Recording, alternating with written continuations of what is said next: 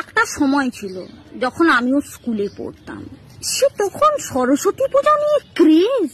সে সরস্বতী পূজা না বাবার বিয়ে লেগেছে বলা মুশকিল। 1 মাস আগে থেকে শাড়ি সিলেক্ট, জুয়েলারি সিলেক্ট। সে শাড়ি আবার কিরকম শাড়ি? ছকর মকর চুমকিদারি শাড়ি। যার যত চুমকিদারি বাহারি শাড়ি তাকে তত বেশি সুন্দর লাগবে।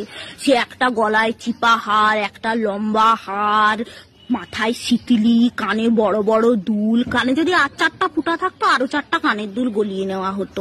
সে কোনো বান্ধবীর খোঁপায় 4টে গোলাপ, কারুর খোঁপায় আবার রজনীগন্ধা পেঁচানো সাথে 2টো গোলাপ, চোখের উপর গোলাপি গোলাপি, ঠোঁটে লাল কটকটা লিপস্টিক। যে লাল লিপস্টিক পরেছে মানে তাকে অপসরি লাগছেই, সে কোনো কথা হবে না, এত অপসরি লাগছে।